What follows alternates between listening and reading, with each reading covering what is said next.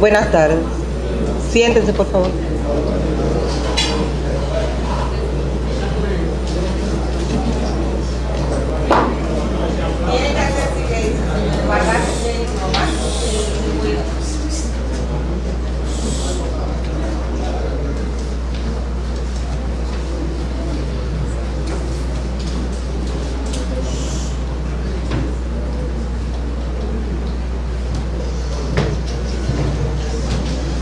Tienen que hacer silencio.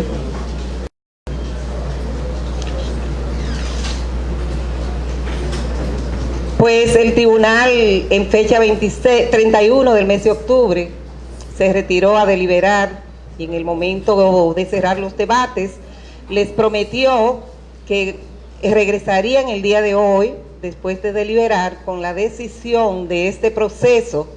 seguido a los ciudadanos Marlin y Marlon Martínez.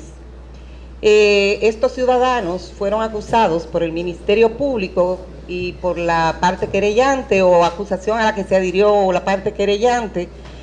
de haber cometido o de haber violado los artículos 295, 296, 297, 298, 302, 303, 303-4, 304, 359 del Código Penal Dominicano y 396, literales A y B de la Ley 136-03, es la calificación jurídica que viene admitida en el auto de apertura a juicio. Eso es en el caso de Marlon Martínez, y en el caso de la ciudadana Marlin Martínez, de violar los artículos 59, 60, 61, 62, 295, 296, 297, 298, 302, 303, 303-4, 304, 354, 355 y 359 del Código Penal Dominicano. Esos hechos, o los hechos por los que fueron acusados y admitidos por el juez de la instrucción, consiste en asesinato, para el caso de Marlon Martínez, asesinato, actos de tortura y barbarie, ocultamiento de cadáver y sustracción de menor. Y en el caso de Marlon Martínez, por complicidad en todos los hechos anteriores atribuidos a Marlon Martínez. Sobre esos hechos concluyeron las partes, tanto la parte acusadora como la defensa técnica de ambos imputados. El tribunal, sobre las conclusiones presentadas ante este tribunal, realizó la deliberación, la cual se realizó de manera continua, constante, desde el momento que se retiró a deliberar, hasta este momento preciso. En esa deliberación, los jueces ponderamos los hechos que les son atribuidos a esos ciudadanos o a estos ciudadanos, analizamos las pruebas aportadas por las partes con fin de sustentar sus diferentes posturas y pretensiones y la norma aplicable a cada caso después de determinar los hechos probados en este proceso a través de ese análisis probatorio de la prueba y de los hechos que les son atribuidos.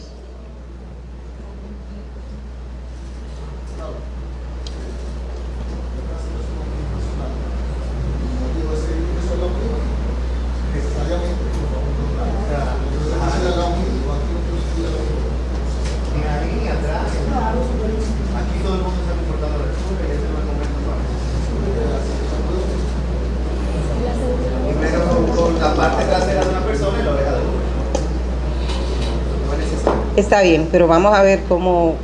solucionamos el asunto. El encargado de seguridad de los que se mueva.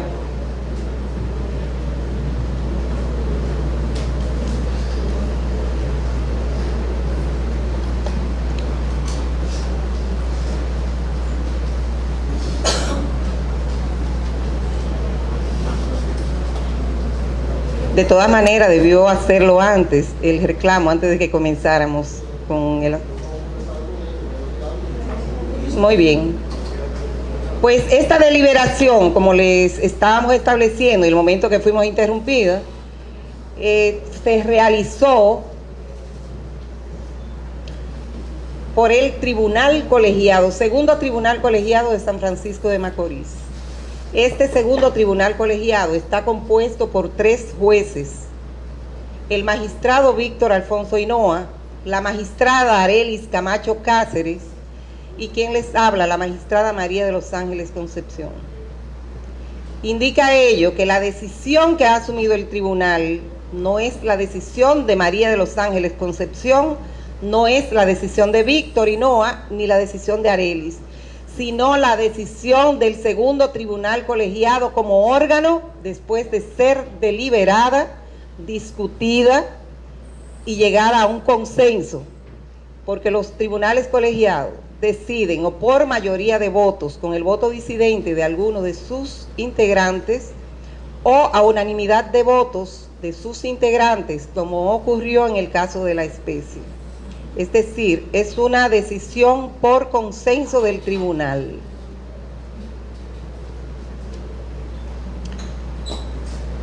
Decíamos en un principio que a este juicio se le dio inicio el día 26 del mes de septiembre del año en curso.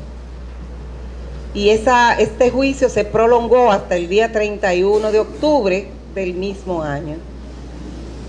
porque fue objeto de varias suspensiones y esas suspensiones obedecieron a que en esta fase de juicio el tribunal debe determinar si esos hechos que se le están atribuyendo, no solo a estos ciudadanos, sino a todos los imputados que discurren por esos asientos en esa calidad, si realmente son culpables o son inocentes de los mismos. Y eso se logra a través del aval o el acervo probatorio que le presenta la parte acusadora o que presentan las partes, las cuales deben ser sometidas a un análisis, a una valoración exhaustiva y extraer de ellas las consecuencias jurídicas correspondientes.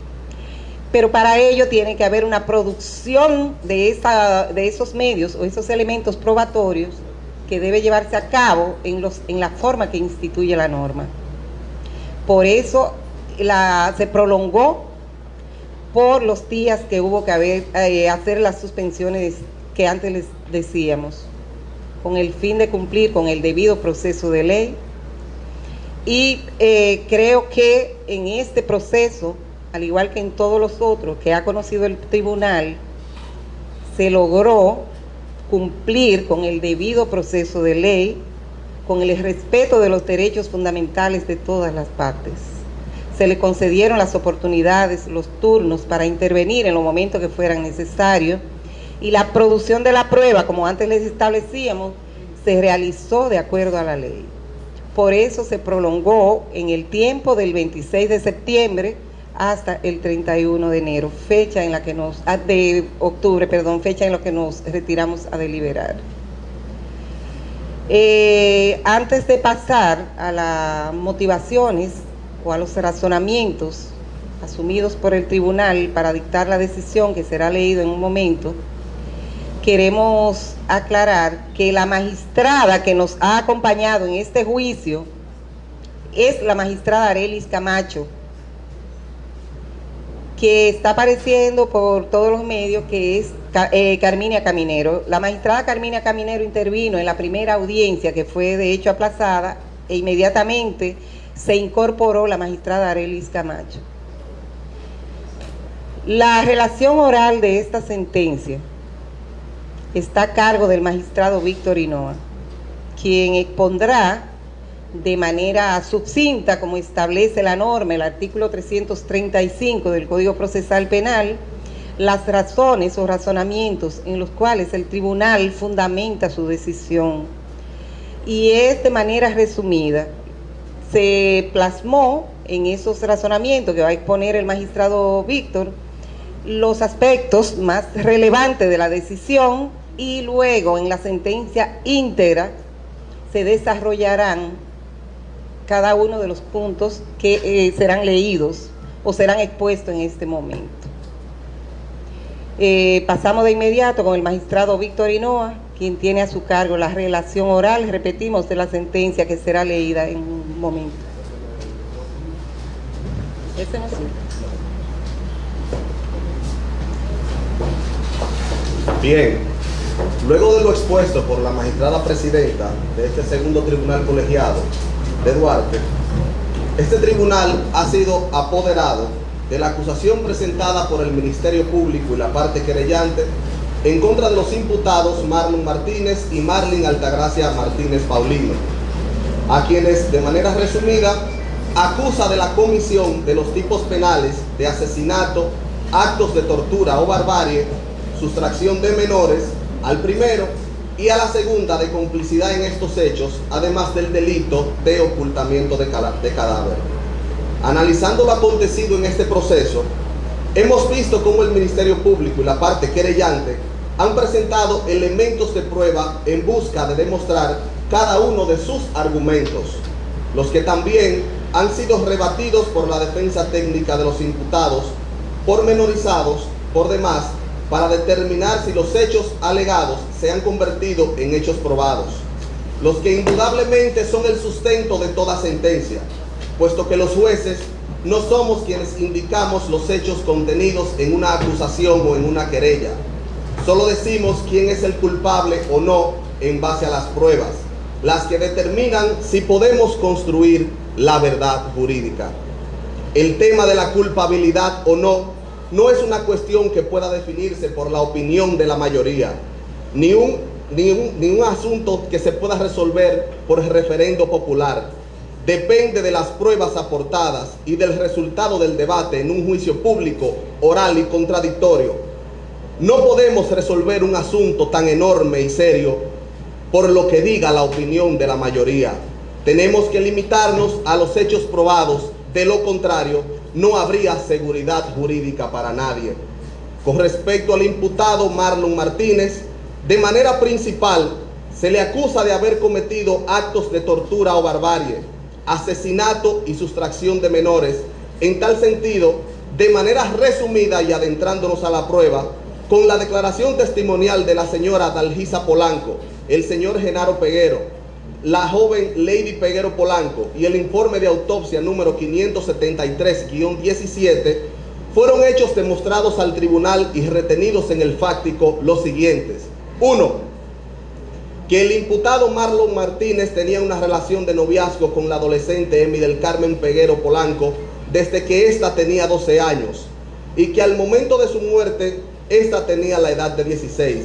Además de que se encontraba en estado de gestación con una duración de 25 semanas aproximadamente y que el día 23 de agosto del año 2017 el imputado Marlon Martínez se traslada a la casa de la menor de edad y le manifiesta a la hermana de esta que se iba a trasladar a un centro médico de la ciudad de San Francisco de Macorís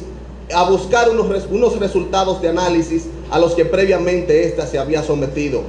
Sin embargo, el objetivo claro y retenido por el tribunal a esta persona era dirigirse con la menor de edad al apartamento de su madre, ubicado en el residencial Don Luis de la ciudad de San Francisco de Macorís, en donde éste tenía planificado practicarle un aborto, lugar en donde fue vista con vida por última vez la adolescente, y que en momentos posteriores fue vista saliendo del referido apartamento mientras el imputado sacaba y arrastraba un saco amarillo que posteriormente subió a un vehículo. Posteriormente, lazándola en el puente de Colón, el cual queda ubicado en una zona rural, mismo saco en el que posteriormente, varios días después, fue encontrado el cuerpo sin vida en estado de putrefacción de la occisa Emi del Carmen Peguero Polanco, y una vez dentro de una maleta en un camino vecinal hallado en las proximidades de la ciudad de Moca. Que a pesar de que el imputado sabía de que la menor de edad de Emi del Carmen Peguero Polanco se encontraba sin vida luego del mediodía del día 23 de agosto del año 2017, este fue tranquilamente a su casa a almorzar, y que cuando la hermana de la occisa, Lady Peguero, fue a preguntarle dónde había dejado a su hermana luego de haber salido ese día en la mañana, este le mintió diciéndole que le había dejado en la bomba de Cenoví y que ella había salido con un tío a hacer una diligencia, que se había montado en un motor y que le había dado dinero por si se le ofrecía algo. Luego de esto, proceden en conjunto a buscarla y a mirar las cámaras de seguridad de una estación de combustible que estaba próximo al lugar en donde él había dicho que la había dejado, en donde en ningún momento pudieron constatar la versión dada inicialmente por el imputado, quien empezó posteriormente a dar otras, haciéndose acompañar de personas amigas de su familia, dígase Cheo y Sugel, comenzando a partir de ese momento una búsqueda desesperada por parte de los familiares de Emi del Carmen Peguero Polanco, quienes ya dudaban de la versión dada por el imputado, que la noche del mismo día, y tal y como manifiesta la querella en su contra, este le confiesa a su madre, Marlon Martínez, lo que había ocurrido, e inmediatamente procede a contactar al señor Simón Bolívar Ureña y en compañía de su hermano Henry Martínez, a quienes le solicita ayuda para que el imputado no cayera preso y le ayudaran a recoger y esconder el cadáver de la víctima, hecho que realizaron Marlon Martínez y Bolívar Ureña a petición de Marlon Martínez, quienes luego se trasladaron a una finca que era cuidada por el señor Bolívar Ureña, lugar donde la escondieron, siendo encontrado próximo a esta finca 9 días después de su desaparición, es decir, desde el 23 de agosto hasta el 31 del mismo mes. Que una vez realizada la autopsia al cadáver por parte del Instituto Nacional de Ciencias Forenses, se determinó que existen dos posibles causas de muerte, y que ambas lesiones se produjeron mientras la occisa se encontraba en vida, además de que el cuerpo de esta tenía hematomas en distintas partes del cuerpo, los cuales también se produjeron en vida, describiendo la médico forense que la muerte se debió a un trauma cráneoencefálico severo y o una perforación uterina, estableciendo además que tanto el trauma craneal y la perforación uterina, juntas o separadas, pudieron ocasionar la muerte y que era una muerte violenta.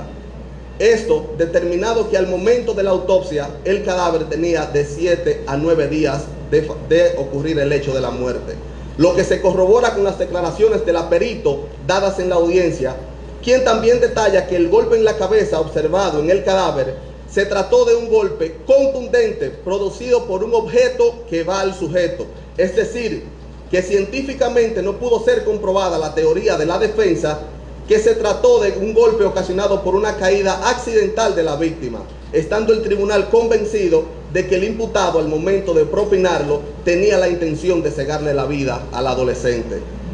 Por otro lado, la perito indica que la perforación uterina que se hace constar como una de las posibles causas de muerte se realiza con la intención de provocar un aborto, siendo esto comprobado ya que en el interior de la occisa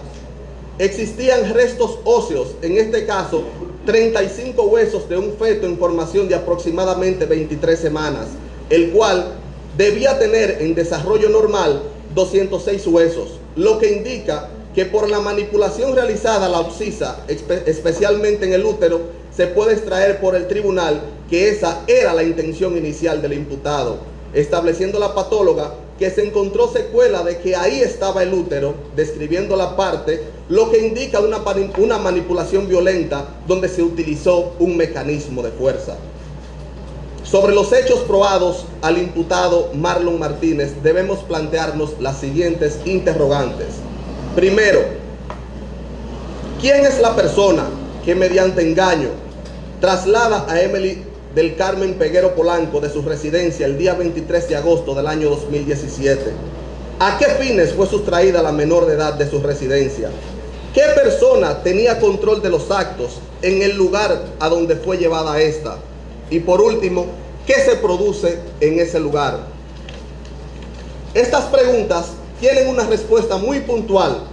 pues tomando en cuenta el comportamiento del imputado en los acontecimientos del día 23 de agosto del año 2017, resulta incuestionable que él, por voluntad propia, es la persona que se traslada al apartamento de su madre en la ciudad de San Francisco de Macorís en compañía de la víctima, y una vez allí, es él mismo quien fríamente practica el aborto, no así el asesinato, puesto que un asesinato requiere una planificación previa que se denomina premeditación, la cual inmediatamente desaparece en los hechos cuando el imputado inicialmente practica el aborto, advirtiendo el tribunal que si su intención era la de matarla, entonces no tendría razón el aborto, ya que el feto depende de la vida de la madre. Hablando directamente del aborto, que ampliamente fue demostrado, la forma en la que se materializa, dígase desprendiendo por completo el útero de la víctima y dando varios golpes en distintas partes del cuerpo que dejaron secuelas visibles y palpables, estos hechos hacen que el tribunal no se limite a llamarle solamente aborto, sino caracterizarlo como un verdadero acto de barbarie en contra del adolescente. Barbarie que mayoritariamente se define como un acto fuera de todo tipo de consideración humana que causa un sufrimiento a otro, un acto, por qué no decir, propio de las bestias. Esto por decirlo de algún modo, ya que para describir el sufrimiento que pudo haber sentido la víctima en ese momento mientras le extraían el feto, no es propio de las palabras que se pueden usar en la sentencia para llamarle de alguna forma espeluznante, entrando válidamente esta actuación no solo en el contenido del artículo 317 del Código Penal, sino también en lo señalado por el artículo 303, numeral 4, donde se describen los actos de barbarie, agravándose el hecho de la barbarie porque se trató de la realización de actos de barbarie en una persona, por demás decir, menor de edad. No obstante, esta persona no se conforma con lo ya realizado, sino que también le propina un golpe en el cráneo a la víctima, quedando en evidencia la conducta descrita anteriormente sobre el homicidio voluntario, estableciendo el tribunal que aunque en la autopsia se establecen ambas lesiones como causas de muerte, Por lógica, la herida en el cráneo se produjo con posterioridad al desprendimiento de útero y las lesiones que dejaron hematomas en el cuerpo, ya que obviamente con esta no existía forma de que dicha lesión fuera compatible con la vida, dada la contundencia del golpe, lo que se extrae de las declaraciones rendidas por la patóloga.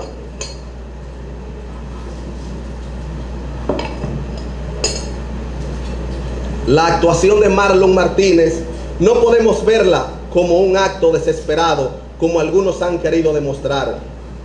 sino como una persona fría que tenía conocimiento de todas las consecuencias de sus hechos, quien por demás en varias ocasiones entró en contacto con el cuerpo de la Occisa en distintos lugares, describiendo los testigos que entraron en contacto con él luego del hecho, que éste inclusive parecía que no había hecho nada, lo que nos hace reflexionar en que esta persona no merece la más mínima consideración al momento de aplicar todo el peso posible de la ley, esperando nosotros como tribunal que los años en prisión quizás le sirvan para comprender la magnitud del daño que le ha ocasionado a la víctima y por qué no decir a sus familiares, también involucrándose una gran parte de la ciudadanía en esta afectación moral que se desprende de su hecho. Con respecto a la imputada Marlene Martínez, esta señora ha sido acusada de complicidad en los hechos cometidos por su hijo Marlon Martínez, sumándose el ocultamiento del cadáver de la Occisa M. del Carmen Peguero Polanco. En cuanto a los hechos fijados por el tribunal, observamos que mediante los elementos de prueba consistentes en la declaración testimonial del señor Simón Bolívar Ureña, Lorenzo Jiménez alias Kelvin y la doctora Annie Lisset, así como corroborado por el informe pericial de telecomunicaciones, corresponde a este tribunal establecer si los hechos fijados merecen en su respecto la calificación que se le atribuye en la acusación y en la querella, que son fijados en lo probado en contra de ella y que son el resultado de las comprensiones jurídicas de todo lo establecido durante el discurrir de este juicio. Se pudo comprobar que esta persona en fecha no indicada, antes del 19 del mes de agosto del año 2017, tuvo una conversación telefónica con su hijo en donde ésta le decía: si fuiste hombre para preñar a esa muchacha, sé hombre para resolver tu problema y resuélvelo rápido, diciendo el testigo que la imputada le manifiesta que ella solamente iba a comprar pampers y leche, que el día 19 del mes de agosto del año 2017, esta fue a la casa de la adolescente Emily del Carmen Peguero Polanco, en donde le dijo a la hermana del adolescente que necesitaba a la niña para que fuera con ella a llenar unos papeles, permitiendo la salida la hermana de la menor. Que una vez fuera de la casa, la imputada Marlene Martínez se traslada con la adolescente a la casa de la señora María Balbina alias Liberata, quien era su amiga, y en el baño de la casa le practica una prueba de embarazo a la adolescente menor de edad. Esto a los fines de comprobar lo que ya su hijo le había dicho, que el lunes 21 del mismo mes, esta le dio la cantidad de 6,000 pesos a la madre de la adolescente para que la llevara a una consulta ginecológica previamente agendada por Marlene, con la doctora Annie Lisset, en el Centro Médico Nacional de la ciudad de San Francisco de Macorís, cosa que la madre hizo conjuntamente con su hija. Que el día 23 del mes de agosto del año 2017, desde tempranas horas de la mañana, la imputada Marlene Martínez se dirige a la ciudad de Santo Domingo, desde donde regresa en horas de la tarde, casi noche, manifestándole al señor Genaro Peguero en su casa que su hija iba a aparecer, puesto que ya desde tempranas horas del día, estos la daban por desaparecida. Que esa misma noche, su hijo le confiesa lo que había sucedido y que la imputada contacta, como ya habíamos dicho, a Henry Martínez y al señor Bolívar Ureña, y estos se reúnen en el cruce de Controvas y Marlene les explica que su hijo había tenido una discusión con su novia y que ella se había golpeado en la cabeza resultando muerta, estableciendo Marlene Martínez que necesitaba de su ayuda para esconder el cadáver del adolescente y que su hijo no podía caer preso porque lo iban a matar, mientras su hermano le decía que a él no le iba a pasar nada y que entregara el cuerpo y a su hijo, trasladándose estos a una finca ubicada en las proximidades, desde donde éste la había tirado y que fuera guardado posteriormente el cadáver en un almacén dentro de la finca en donde pasarían estos la noche, teniendo ella todo el tiempo la dirección de las actuaciones realizadas con el cadáver y por las personas que entraron en contacto con él. Que en fecha 24 del mes de agosto del año 2017, Marlene se dirige a su apartamento ubicado en la Torre Don Luis, en la ciudad de San Francisco de Macorís, quien es abordada por el encargado de mantenimiento, Lorenzo Jiménez, alias Kelvin, quien al verla llorando le pregunta qué le pasaba, y esta, en medio de llanto, le manifiesta que la novia de su hijo estaba desaparecida, a lo que él le dijo o le preguntó que su hijo había estado allí en el lugar el día anterior, diciendo el testigo que Marlon le había dicho que no le dijera nada a esta imputada, invitándola el testigo a observar las cámaras de seguridad del edificio para confirmarlo, procediendo el testigo a mostrarle las imágenes de las cámaras de seguridad grabadas en el día anterior, asombrándose la imputada al ver el contenido del video, manifestando el testigo que ésta se puso las manos en la cabeza de tanto asombro al ver a su hijo cuando llegó con Emily y salió cargando un saco, que al día siguiente esta deja dicho al encargado de mantenimiento del edificio por intermedio de otra persona, en este caso Agustín Reyes, que la policía se había llevado los equipos de grabación, posteriormente comprobando ambos testigos que la puerta del cuarto en donde se encontraban las cámaras estaban forzadas y que no estaban los discos que contenían las imágenes almacenadas y que Marlene había visto el día anterior, lo que por lógica indica que ella fue la persona que también sustrajo el contenido de las fílmicas. El primer hecho que el tribunal puede retener a Marlene Martínez recae en que en fecha 19 del mes de agosto del año 2017, esta sustrae mediante engaño a la menor de edad Emily del Carmen Peguero Polanco, diciéndole a su hermana Lady que necesitaba que la adolescente la ayudara con unos papeles de su abuela, trasladándose a la casa de María Balbina, en donde le practica una prueba de embarazo casera. Todo en consulto no solo con la hermana que tenía la supervisión de esta, sino también de los padres, lo que constituye una evidente violación al artículo 354 del Código Penal Dominicano, siendo elementos relevantes el engaño para sustraer a la víctima de su residencia y que no importa el poco tiempo de la sustracción, ya que solamente es necesario que la víctima, para concretizar este delito, haya sido desplazada de forma inconsulta de la protección familiar, más aún cuando el fin que tenía la imputada era la de practicarle una prueba de embarazo a la adolescente y que sus padres no habían consentido.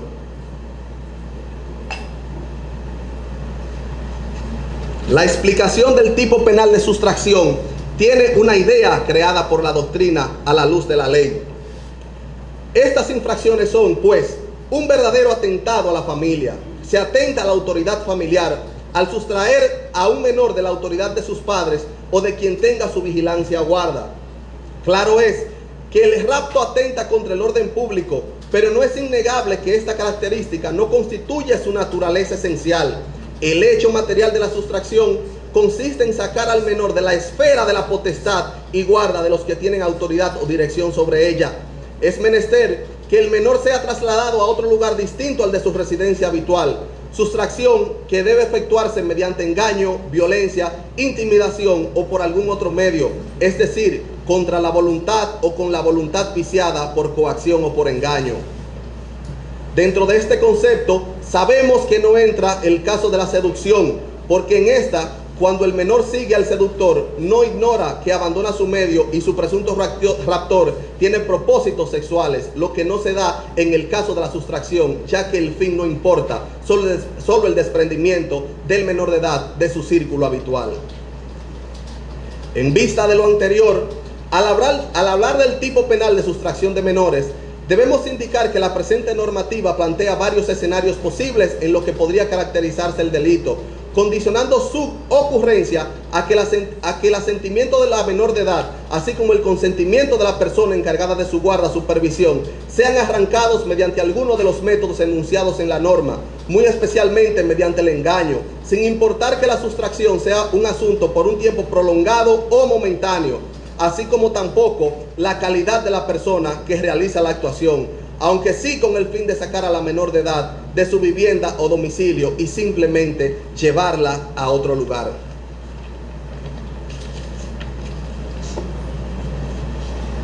sobre la complicidad de la imputada en los hechos demostrados a Marlon Martínez, debemos observar los artículos 60, 61 y 62 del Código Penal Dominicano. El tribunal debe establecer cuáles son los elementos propios de la complicidad como figura jurídica, y en una explicación breve y que sea entendible para todo el mundo, decimos que nuestro Código Penal Dominicano no contempla la complicidad con posterioridad al hecho, es decir, que aquella persona que interviene o participa realizando cualquier conducta, pero posterior al momento en el que el autor había cometido el hecho, jamás podría considerarse como un acto de complicidad, puesto que en nuestra legislación esta situación no se contempla, dejando esta posibilidad únicamente a los casos de ocultación de objetos cuando se trata de los delitos cometidos bajo el amparo de la sustracción de patrimonio, como establece el artículo 62 del Código Penal Dominicano. Afianzando la idea, no es un pronunciamiento propio nuestro. Ha dicho también la Suprema Corte de Justicia en innumerables ocasiones lo que a continuación vamos a establecer. Mediante sentencia número 26, contenida en el Boletín Judicial número 1054 del año 1998, dijo la Suprema Corte de Justicia: el cómplice puede facilitar la ejecución teniendo conocimiento de que el hecho que se realiza constituye una infracción a la ley. En sentencia número 771 del 18 de septiembre del año 2017, es decir, del mismo año en el que ocurren los hechos, dijo la Suprema Corte de Justicia lo siguiente: es menester que se haya manifestado la complicidad con la ejecución de una de las modalidades limitativamente enunciadas en el Código Penal Dominicano, quedando el tribunal que pronuncie una sentencia condenatoria contra cómplices en la obligación de señalar en la motivación del fallo cuál de las modalidades de complicidad previstas con precisión en los citados artículos del Código Penal fue la que cometió el procesado. No nos quedamos cortos, nos vamos a la jurisprudencia internacional, especialmente al más alto Tribunal de Justicia de España, donde dice esta alta corte: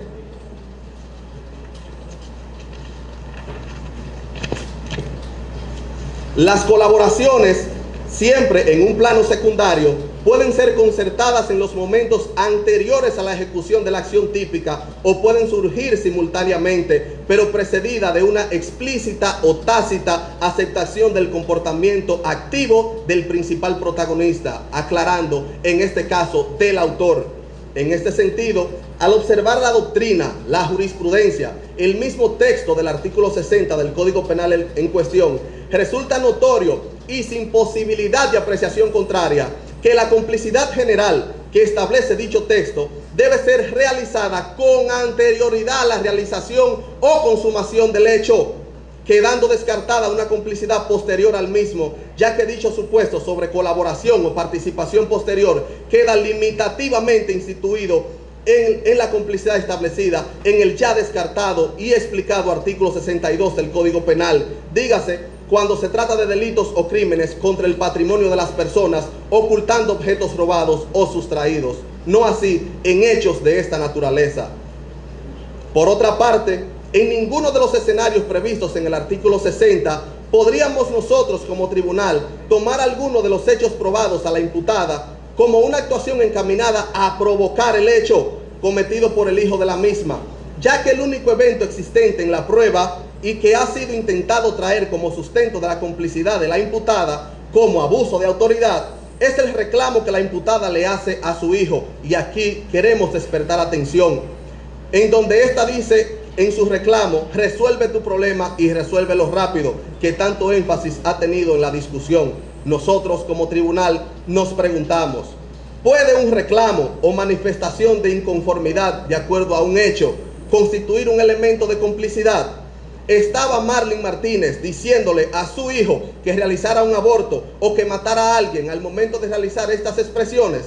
Pues evidentemente que no. El abuso de autoridad está condicionado a que haya mediado una orden sobre la cual existan consecuencias que, aunque sean morales, el autor se encuentre en la obligación de acatar. Más aún, cuando ningún otro evento previo a lo realizado por Marlon Martínez el día 23 de agosto del año 2018 podría considerarse como un acto propio de la complicidad, ya que por efecto del artículo 248 del Código Penal Dominicano existe una excusa legal que le permite a ella ocultar a su hijo luego de que éste ha cometido un crimen, sin que se le pueda atribuir alguna conducta ilegal más allá que el ocultamiento de cadáver y la sustracción de menores.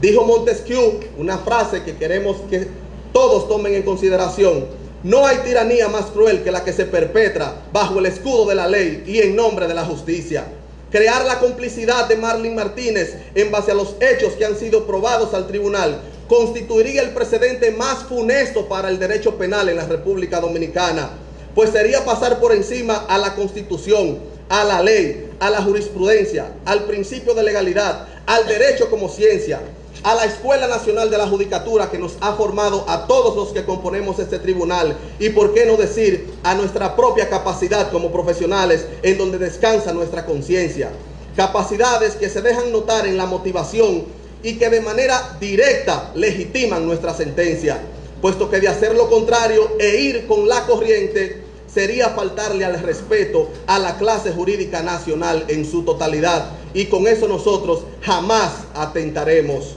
Inventar no es derecho, y nuestra función es aplicar las leyes ya conocidas por todos y en las que fielmente creemos, no así sorprender a los procesados con una invención que no conocen, puesto que estaríamos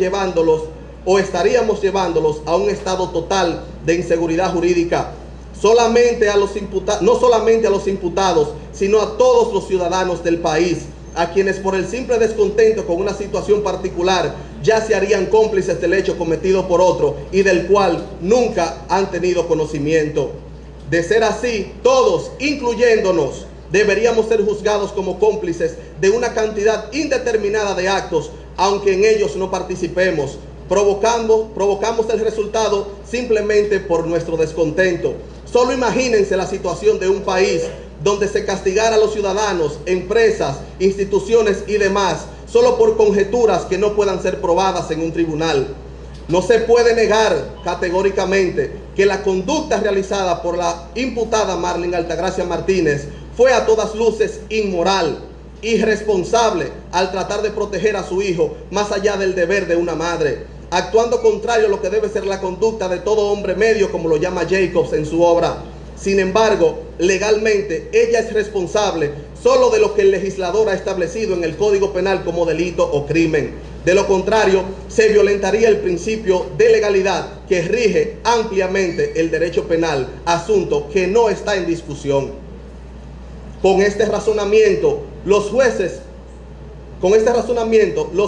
no pretendemos buscar culpables basado en la deficiencia de la investigación, ni desligarnos de la imposibilidad de aplicar lo pretendido, puesto que cada parte jugó su rol y desde su óptica la función que le corresponde, y ellos mismos serán los encargados de autorrevisarse y analizar la forma en la que intervienen en los procesos. No siempre un fin justo y noble se justifica mediante medios malsanos con la falta de objetividad. En este caso, tergiversar la norma con la que en algún momento podrían ser juzgados, pues ahí en ese punto quizás reconsideren su postura con respecto al tema de la complicidad.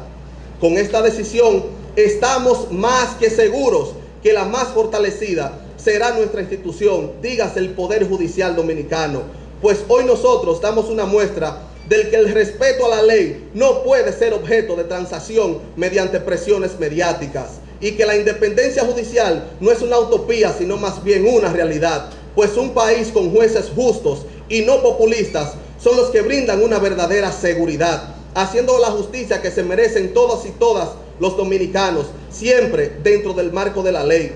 En este caso, eso nosotros hemos hecho. Hemos cumplido fielmente el objetivo de nuestro juramento ante la Constitución, el cual fue siempre respetarla,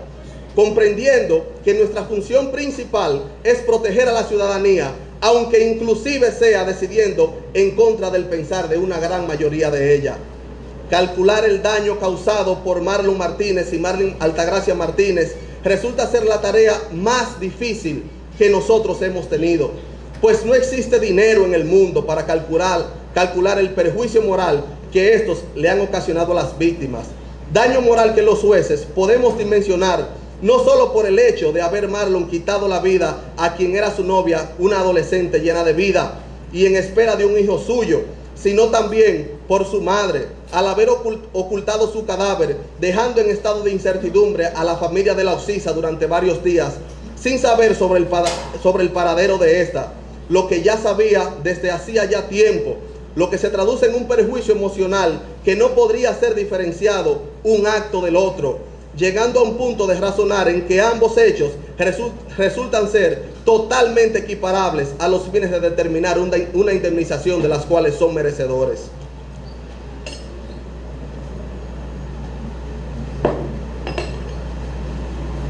Nosotros como tribunal,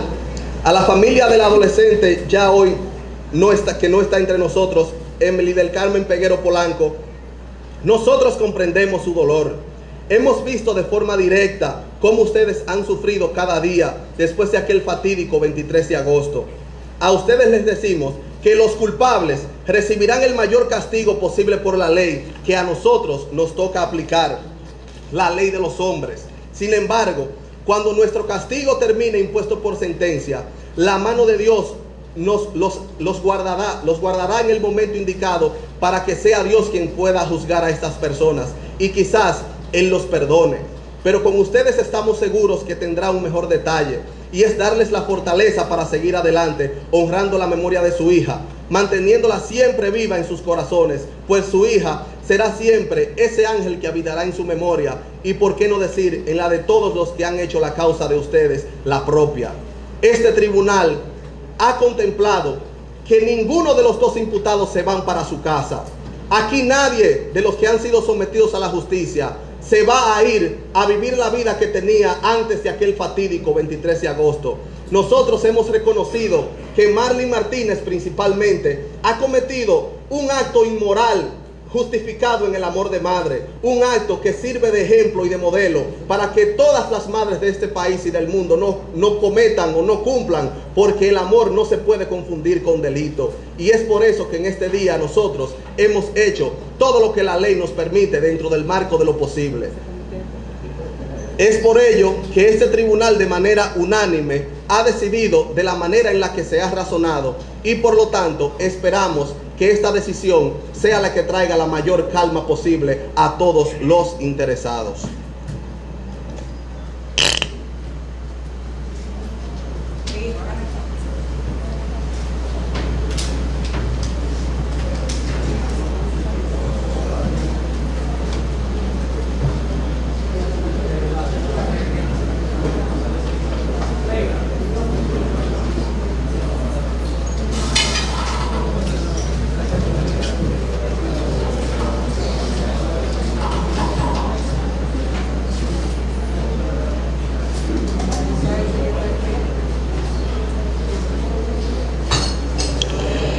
Pónganse de pie, ciudadanos, los dos, para recibir la sentencia. ¿Tú le pasaste?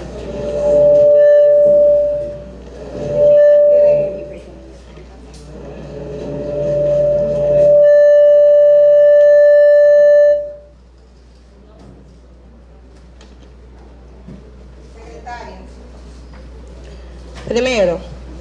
declara culpable al imputado Marlon Martínez por la concurrencia de crímenes consistentes en aborto, homicidio voluntario y actos de barbarie, previsto y sancionado por los artículos 317, 295, 304, 303.3, 302 y 354 del Código Penal Dominicano, en perjuicio de la Occisa Emily del Carmen Peguero Polanco. En consecuencia, se condena a cumplir la pena de 30 años de prisión, a ser cumplidos en la Fortaleza Juana Núñez del municipio de Salcedo, provincia de Hermanas Mirabal.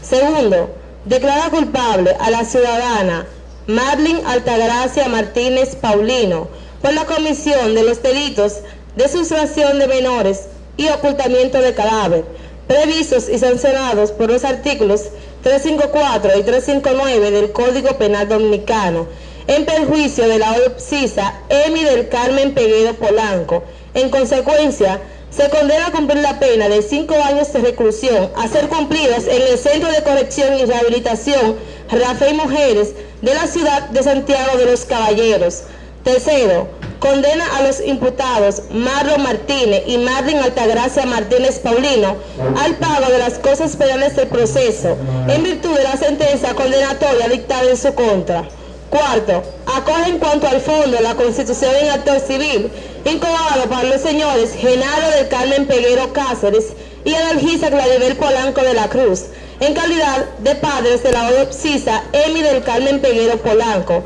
a través de sus abogados, licenciado Noel Medina Gil, José Martínez Hoppelman y Roland Toribio, por haber sido hecha de conformidad con los